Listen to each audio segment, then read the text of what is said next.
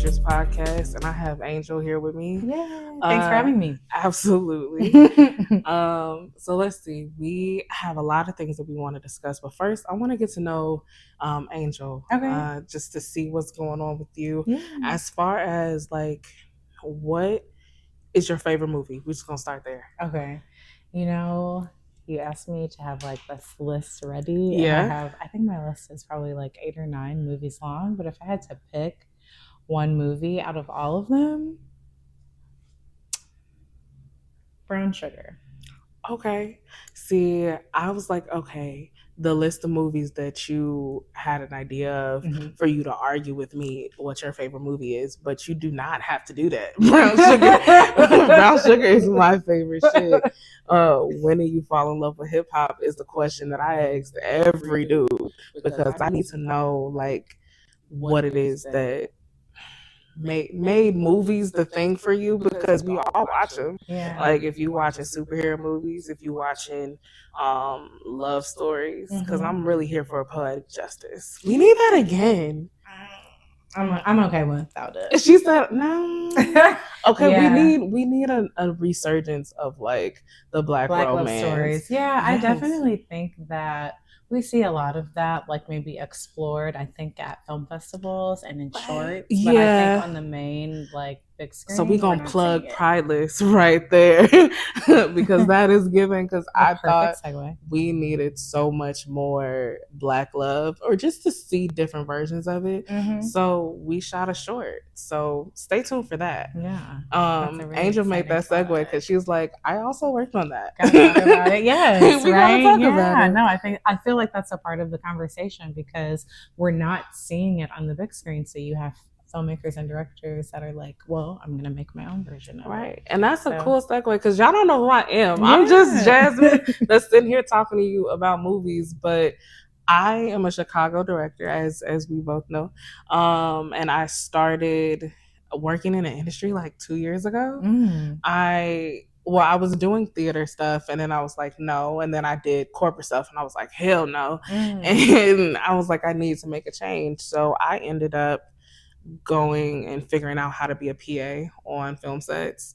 Not as hard as I thought it was. Took me like a couple of months. Josh, what do you think so far? How do we look? What's the vibe like? Is it like engaging? Would you want to watch or listen? Yeah.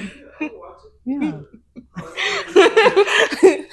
you guys are really comfortable. You guys are like, yeah. How we was this morning. Yeah. You guys yourselves, and that's the key. Just being yourself. Just vibing I out. agree. like, Yeah. like you guys hanging out at the bar.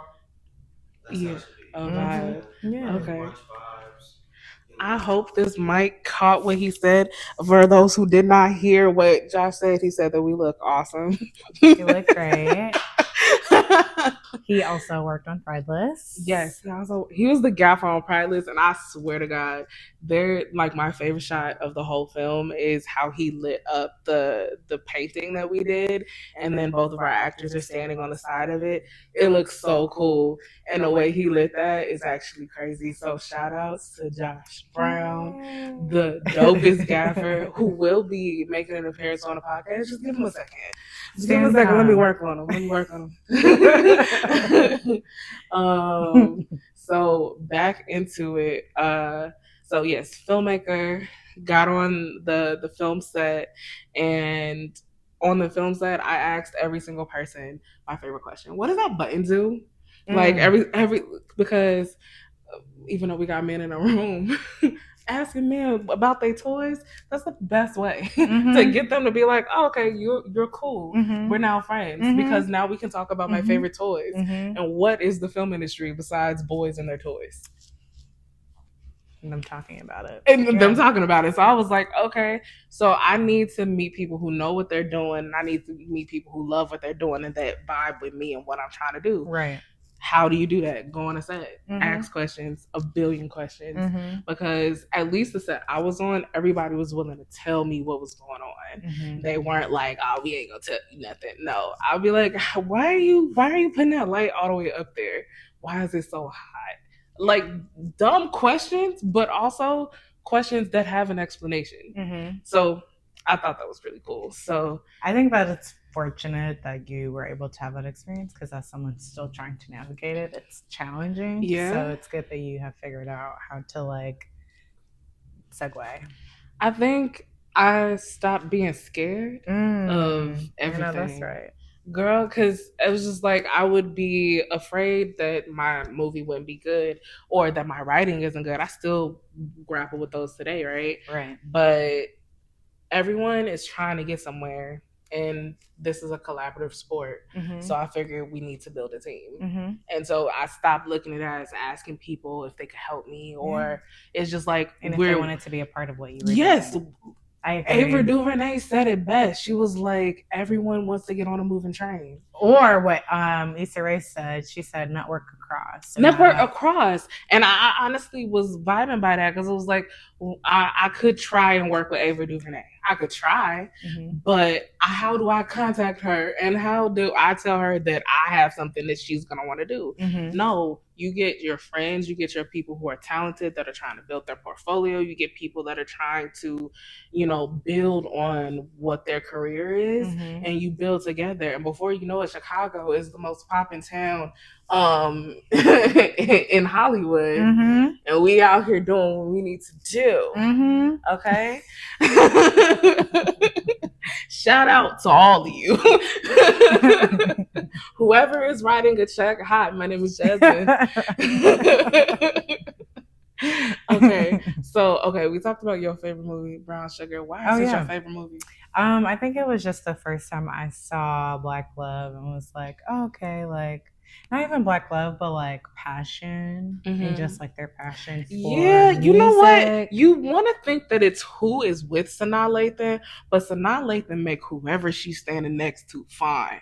Because I don't think I would have looked at, what is his name, Omar Epps, the way I looked at him until she was looking at him. No, he's fine. No, he's fine. And but Taye Diggs like, is fine. Taye Diggs is also fine. But it's something about Sanaa Lathan that makes me... I love Sanaa Lathan. That makes me like, ooh, yeah, I understand what you're saying, sis. Like, he may be outside. Like, I really wanted to have, like, a guy that lived next door for us to like meet in the middle. I wanted that so bad from like the Love and Basketball era. Oh yeah. And then when it came to Brown Sugar, it was more like, yeah, I got that friend. Yeah, exactly. Because like Love and Basketball, like that's like on my list. Don't get me wrong. Yeah, that's actually the first time. But I saw may that Black love never find me. Yeah, that's not. I really don't want that. I don't want everybody. And we grew out of it when we were kids. We were like, that was cute. That was it. But now I'm grown. And you want a mortgage. Yeah. And some man playing me for my heart, for his heart. And you know who, like, what other show or synopsis that people talk about that with, of like we grew out of A Different World with like Dwayne and Whitley. Oh, the same thing, because it's like she has to like essentially change herself or like be not less than, but she's so extra, or she's alive. To undo herself because she. Okay, chill. Fun fact, my name is Jasmine because my dad really loved Jasmine. Also, black men, stop naming your daughters after women that you find attractive. That's weird. Really? Because there's not a lot of Hallie O, actually. exactly. So Whitley was like, Whitley was annoying, and that was like her character. Like, she was annoying, but she knew what she wanted. She had the coin to do what she wanted. She wasn't making herself small, but toward the end, it's just like she had to compromise so much of herself for that relationship. And I understand, because that's relationships, right? You either are with the man that you love, or you're with the man that's good for you. And every woman makes a movie about making the decision between two, because you got the Hunger Games, you got Love and no, Brown Sugar is better. Brown Sugar is better because Brown Sugar is better than Boris Cujo. You said no to Boris Cujo. No to Boris Cujo for this man that been playing about you since y'all was kids. I understand. Yeah, because I feel like those are the best loves. I don't think I've necessarily experienced that. I mean, I think I have to a certain extent, but I think that the best friend loves are kind of. The best friend love is the best kind of love. Yeah, it really is, because it's like you don't have to do anything about it. Yeah. And that's the kind of movies that I want to see. Yeah. You know, I'm always gonna bring it back. It was like, but that's the kind of movies I want to see. I want to see like love like a fairy tale, because I'm tired of struggle love. Black women and black men, we can love each other the way we want to, and we can write our own stories. That's kind of how this whole thing works. Yeah. So we can make our new narratives. The best friend is the husband. And he does it right the first time. Hold on. He does it right the first time. We don't have to do it 10 times. That's the kind of story. Okay. So you, Brown Sugar, you don't have to argue. I've watched it and I will. But let's see, if I can pick a movie that is my favorite movie. We know it's Serafina. You have seen it? No, I haven't. Okay, so this makes me excited because now I get to tell you about it. Okay, so Serafina is like a grade school child in apartheid, in the midst of apartheid. And so I was the Black Power kind of kid that every February I printed out my own textbook pages to distribute because the teachers weren't doing an adequate job. What grade did you start doing that in, Jasmine? First grade. Wow. That's like really incredible. And so, I think definitely in first grade I was privy to our history, but I don't think I was like printed out and passed around. I had my own textbook at home, and first it was the pictures, like mostly pictures, and then I would like start reading, but it was a full scale textbook. And I got that because I went to an African Montessori school where we started the day singing Lift Every Voice and Sing. Wait, I didn't even know the African Montessori school. Girl, yeah, my mom was not playing. She was like, you're Black, and I need you to know that before you step into their world. Wow. So Black that I didn't know Barbies came in white. Like someone had to tell me. And I used to think that those Barbies were wrong because my mom wanted me to know that who I was did not need any delineation. Like I didn't need to change. I didn't need to conform to anything. There wasn't anything to conform to. Yeah, I don't even think I knew. I think, wow, that's like such an interesting question. Yeah. Did you know that white Barbies existed? I did. I don't think I did either. Yeah. Until I did. You know what I mean? So yeah, like the Barbie movie hit, but like in my mind, Barbie was Christy. Where the Barbie movie was, it had a moment, but Barbie I didn't even know her name was Christy. I didn't like the dark skinned Barbie. I didn't know that she had a different name. Oh. You know, I didn't know any of that. I just thought that Barbie was a Black lady, and it made sense. And so I went from there to February's. I would be printing out papers. I also was a kid that did not say the Pledge of Allegiance. That may be a little bit too controversial, but hey, it was the vibe. And then at the end of every February, we would watch Serafina. And I would be like, the teacher doesn't want to do anything. I have a curriculum. I feel like we in first grade. I feel like we should get it together. And so I will watch the movie, and my favorite, like it has my favorite opening shot to this day. It is boys running like past a train. It's like they are running through all of this rural area, so it really drops you into where you are, but you don't know where you are. You're asking a question the entire time. Why are these boys running? Where are they running from? Something to something? And they throw a Molotov cocktail into a classroom. That is like the opening sequence. All right. My first time seeing that, I was 3. I just saw running in fires, but I didn't realize it. So every year I watch the movie and I get something new from it. I love doing that. But it's also a musical. We're talking about apartheid, and there is music all through it. Like maybe the first 2 songs are in English, and then they go into different languages. All right, and Whoopi Goldberg is in that movie, and I'm so glad I'm saying this on the first episode of the podcast, because Whoopi Goldberg, the monologue about her was the first truth that I knew about Whoopi Goldberg. And it's a monologue in character. It's a monologue from the student's perspective about Whoopi Goldberg. Oh, wow. And I remember like bits and pieces of it, like she's crazy, she's beautiful, and I love her. Those are the words that describe Whoopi Goldberg. So call me crazy for thinking, like, for hearing everybody else having a different opinion of Whoopi Goldberg. No, somebody told me that woman who was teaching history, she was a history teacher in the midst of a really intense time in history, and was fighting against it peacefully because she was educating children.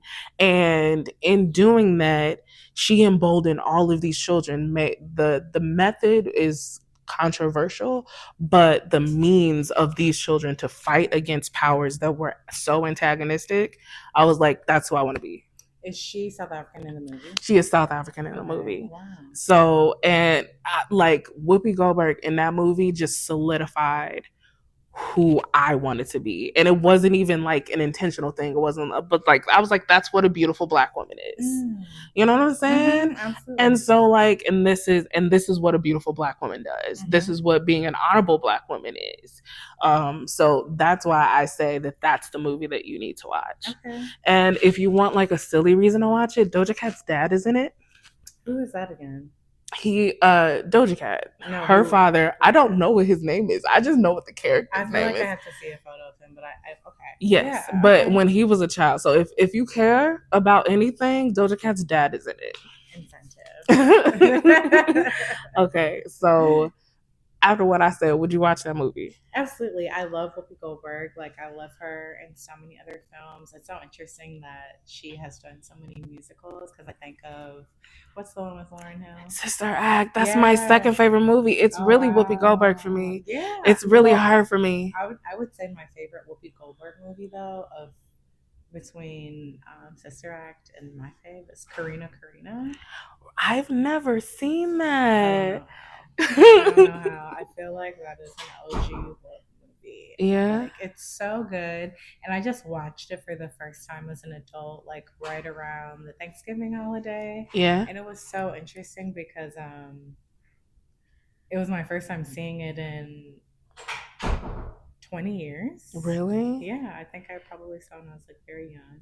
And it was so interesting because I thought it was a story about a guy whose wife dies and he has a daughter that needs to be raised like with a single dad. Yeah. And he brings her in. She's like just the maid, right? Okay. That's what the vibe is. Okay. And that's what I took away. I took away from it. It was like this woman like came into their lives and helped bring them like back up after this loss as like a friend. Then I watched it this time. I said, not they fell in love. You know? Not that was her man. I love me a little out of place love story. And he just showed up to the hood talking about Karina yelling through the screen door. I said, what?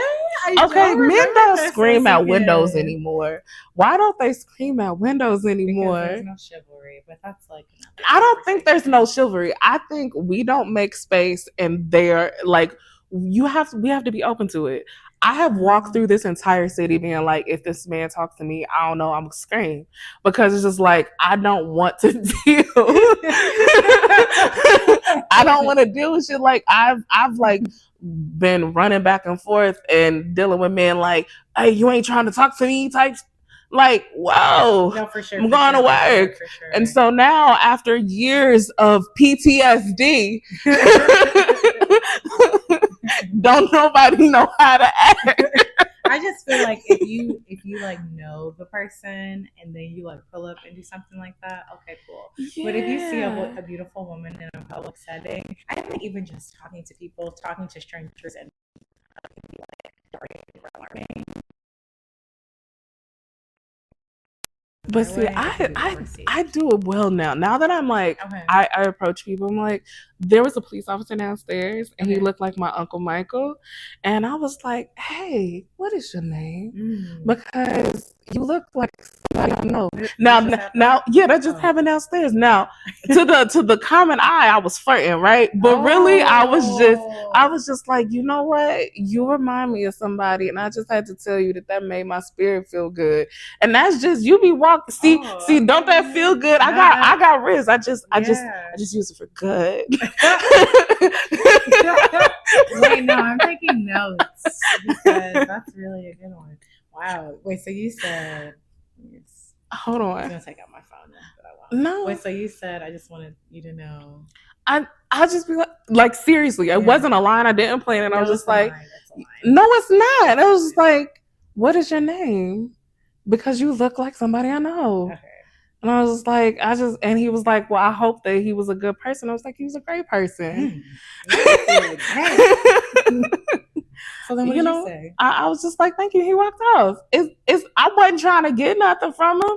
It's just cute. It's just cute little moments. I don't like doing that. I like it to be cute and then we go away. He was also 60 something. It was like he really did look like my uncle, y'all. See, I think that's the thing. He really did look like my uncle. Okay. I'm trying to find like a movie reference of like, but there isn't. That's also my problem. There are not women like me that are charming like me that can work a room the way I do, that isn't seen as having like all these insecurity issues and all of this bullshit. Immediately I thought of like The Last Holiday. Yes. Oh my God. I could scream about it because that's how we were supposed to start, muted. Like she wore so many browns in that movie. And then she got that red and then she started wearing jewel tones. I was like, get it. But do you know what it is? LL Cool J. Lions and tigers and bears, he fought them all for his girl. I swear to God, he climbed a mountain. He flew in that tiny plane. He was terrified. But you know what he had to do? Tell her that he loved her. He was like, the phones ain't working. He got a plane ticket. That wasn't no plane ticket. That also like wasn't a normal circumstance because they thought. But he also thought that she was dying. But like, why do we have to be dying for it to be right? Like, I feel like the stakes have to be too high for you to be like, I love you. Yeah. And it's just like, that's, we're gonna get there. But that was the closest thing because like, I want Last Holiday, but life keep giving me just right. That is so funny you say that because that's probably why like everyone loves Last Holiday and no one likes Just Right. I don't like it because it's life. It's so life, it pisses me off. Because how you love me, how you know I'm the best person for you, how am I your favorite person on the planet, but you're gonna choose somebody that's easy, somebody that you don't like, somebody that's aesthetically what the world wants you to have. That ain't got nothing to do with you and me, babe. Get it together. And then he eventually got it together and it immediately felt like the end of Love and Basketball. Where just like I was like, and he finally picks you, and like that's where every love story goes into. I was talking to my therapist. I was like, I'm not trying to have no Grey's Anatomy, pick me, choose me, love me. No. The infamous line. No, I definitely think that like no girl wants that. No girl wants that. I'm trying to think of like my favorite love story movie. Is it Brown Sugar? Is it Brown Sugar? That like okay. It might be Twilight. Let's argue about that. Girl, we're not going to talk about Twilight. You want to know why? Because we talk about good movies here. We talk about movies we could defend. There is no way that you can defend those ghostly weirdos in the forest. If we're talking about love stories, though, there is no way you could tell me a man meeting you after being alive for hundreds of years, meeting so many people. He's like, I want to eat you. No, he doesn't, though. He's like, I want to eat you, but I won't because I have restraint. But God, I want to eat you. No, he doesn't. He doesn't want to eat her because he loves her. Have you seen the movie? No, I haven't. Okay, so you should watch the movie because then you might see the love in the love story. I might see the love. She's seen the parody, guys. What's it called? Vampire Stuck is what I have watched. No, it's a reason to have 5 movies, sis. Yeah, capitalism. Yes. You know what? To all the boys I've loved before. No. That's kind of cute. Where we at on time? You good? You good? Okay, we gotta wrap. But the last thing is to all the boys I loved before. That was a better way of framing it. Yes, it was like it had that fake boyfriend trope that I could live without.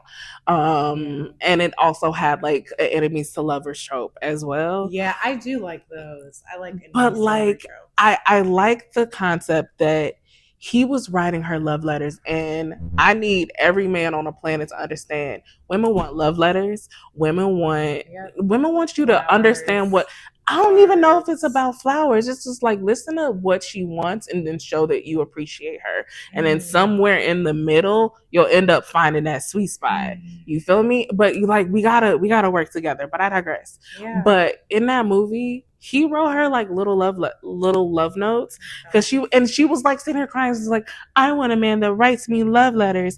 And her sister had been saving all these things that she was throwing away. How this man was writing, like, "Ooh, I'll see you today." Like, those were love notes.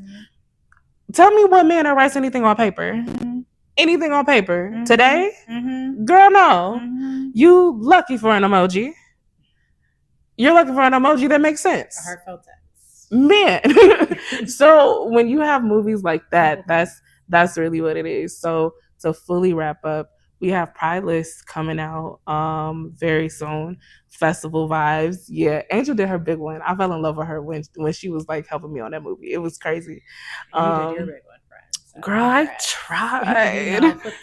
You know, I like that.